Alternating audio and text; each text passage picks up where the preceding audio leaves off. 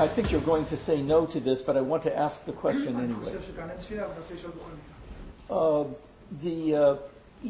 If you have a group of students who come to you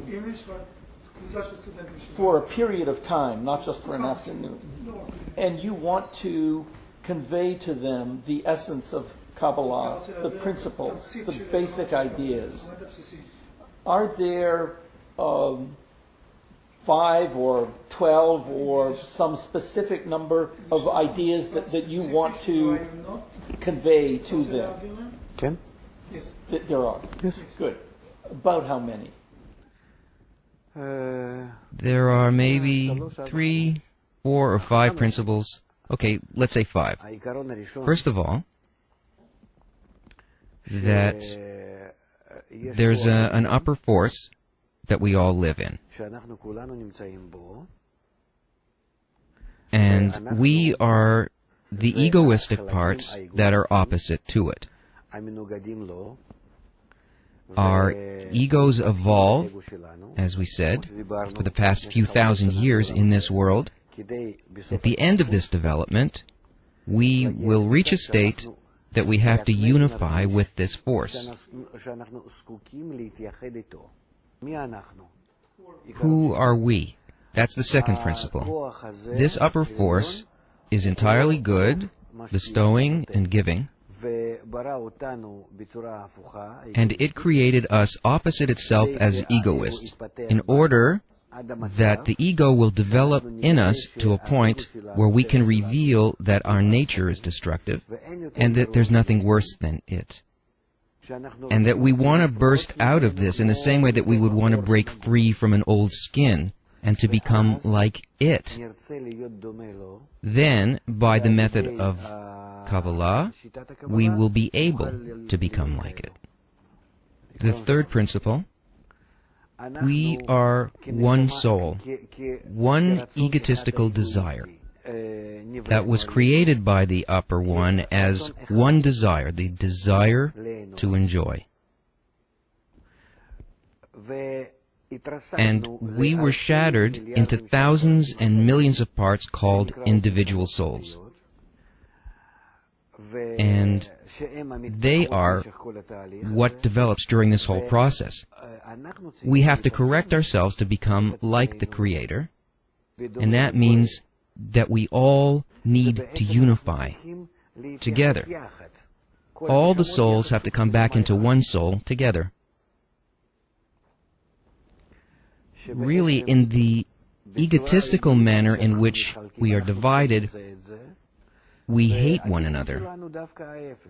And our correction is to be the opposite, that we should see that our ego is destructive and that we want to connect back together. The fourth principle, when we reach the immense destructive ego of our times that's starting to appear, we see just how bad it is. There are now 2 ways.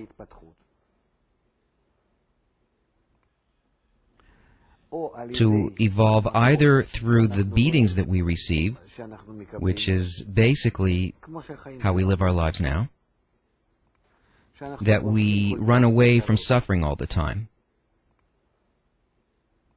I'm not sure where I should run to, just as long as it's away from what's hurting me. Or that I reveal before me the goal by the method of Kabbalah, and I develop in this so that it will attract me to my development. The first is the path of evolution, and that's called the path of suffering.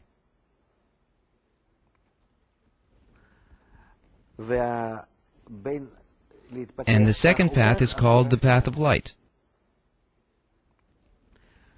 And our choice is whether to evolve one way or the other, and all of the development of humanity until this time was without any freedom of choice.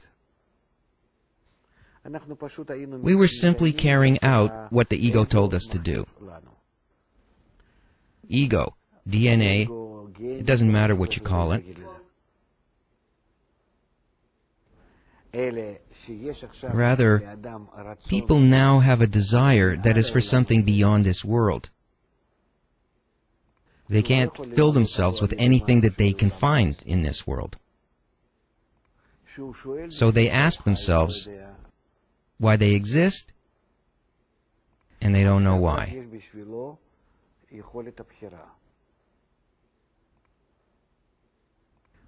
Now they have the freedom of choice, either to continue in the path of suffering, like they did before, by getting punishment, or they can evolve towards the goal that is drawing them.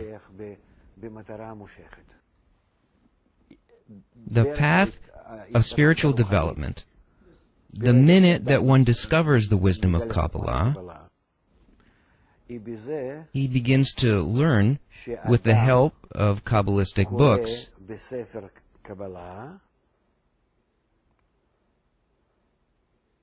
about his more corrected and his more advanced state. And then, when he reads about it, he's drawn to this advanced state. Then he doesn't need any kind of affliction. Rather, he's constantly drawn to more advanced stages. But this is on the condition that he learns from genuine books of Kabbalah and from a correct guide. The only genuine Kabbalah books in our times, the book of Zohar, the writings of the Ari, and Bala Salam.